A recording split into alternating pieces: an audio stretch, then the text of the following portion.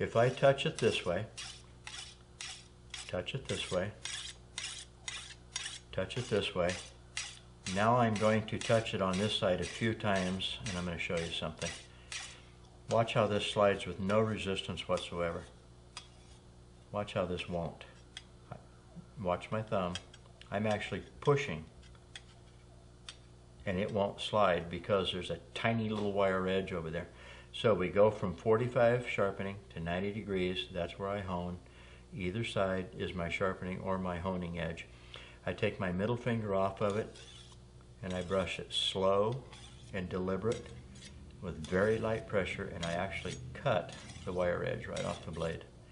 If there's no wire edge left on the blade to fold over, the knife stays sharper longer, and you're more proud of your knife. Even if you pay 80 bucks for a knife, you think it's going to cut for a while. What do you think about this?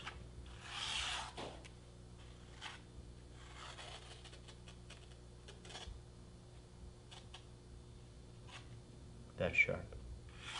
That's fun. This is a paper waster. If you can cut radiuses, that knife is sharp. You cannot cut radiuses with a dull knife unless you hack at it. That's how we sharpen that knife. On this particular knife right here, did I run through the? No. Serrated, no. Oh, okay. On the serrated edge blade like this, you're going to see these round holes. 1, 2, 3, 4, 5 of them. There's also little points. There's some points there, there, and there, and there. One sharpener sharpens serrated edge blades. I always start by making a pivot out of my thumbs. I'm right-handed, so right hand under the right thumb under the left thumb, 90 degrees to the blade this way, not parallel, not 45, 90. Make a pivot like this and do this. You don't dig at it hard, touch it light, and just slide it through the contour of the factory grind. Then just come down here and do the next one. Go right on down, do all 5 of those round holes, just like this. To do the little points, I'm not going to try to get up in the bottom of the little points. The points are what cuts, so I just do this. Not hard, gentle, just like that. If I just go one direction, it won't be symmetrical. It'll only cut one direction and it skips over some of the points. Out, back, out, back. Very flat because the factory ground this blade flat, so we do this. Cover up the first notch, go back to 45 degrees on the regular part of the blade, and just slide it down the blade like this. Now again, I always start at the tip because from here out is the hardest part to sharpen, it's the hardest part to keep sharp. So I start at the tip, come back. Now we're going to do it again just like I did the kitchen knife. I set it down like this,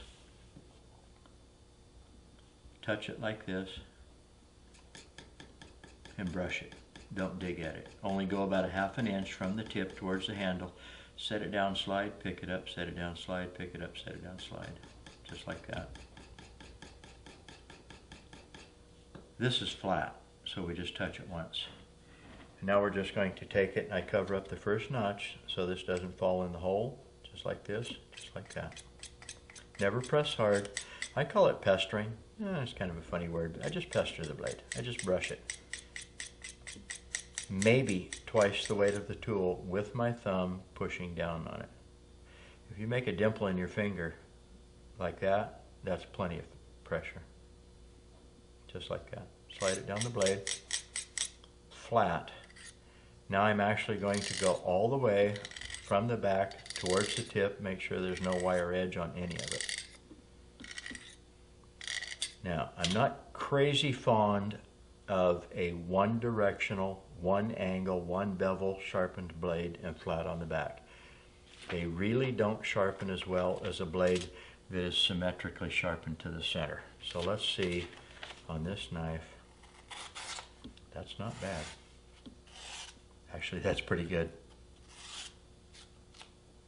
If you want to sharpen scissors, first of all, this is a pocket tool. It goes everywhere you go. You can get right on an airplane, you take this out, you put it in the tray with your keys and your change. They don't say a word, so don't worry about not taking it with you. If this is in your pocket, you go in the kitchen, you're going to sharpen your kitchen knives. If you're out fishing, you're going to sharpen your fillet knives. If you have serrated edge blades, you're going to sharpen your serrated edge blades. I'm going to show you how to sharpen your pruners, pizza knives, pizza wheels, things like that, scissors. You're going to find that these regular utility scissors, they're flat on this side right here. They're flat on that side. And they're beveled at this angle right here. We want that bevel flat to the earth, flat to the table, so we tip it like that. It's uncomfortable out there where it is, so just kind of let it fall back this way. Take your sharpener, put it back in your fingers like this, touch it with your middle finger, put it on the scissors, keep this flat to the earth, this is flat to the earth, flat to the table, touch and slide. Watch the glare, the shine on this flat surface. If it's shining a little bit too much back here, you need to tip it this way a tiny bit. If it starts shining just a little too much or more out here on the cutting edge than it is back here, then you need to tip it down a little bit. And then just touch it like this.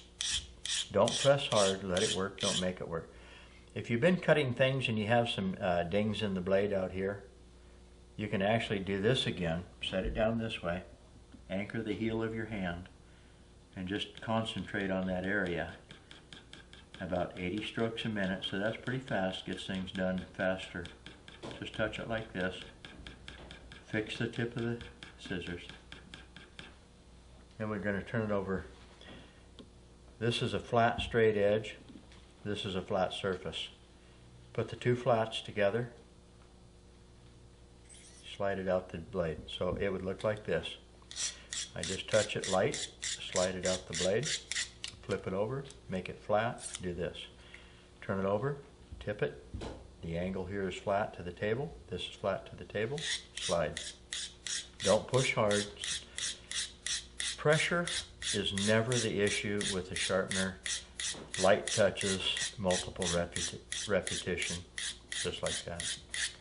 Turn it over, flatten it out, do it again. If I can get scissors this sharp and keep them this sharp, I certainly don't, notice my fingers are out of the way? I caught that one day, it's not fun. They're very sharp. If you can make scissors that sharp, you don't have to replace them, nor do you have to find something else to sharpen with. To tell you the truth, scissors are really a nuisance to sharpen. People usually just replace them. If I can take a fingernail and touch it this light. Now let's see if the camera can see this. See the white on the scissors? That's fingernail. If you can scrape a fingernail off that easy, it's very sharp. Sharpen them, don't replace them. There's $10, $12 in your pocket.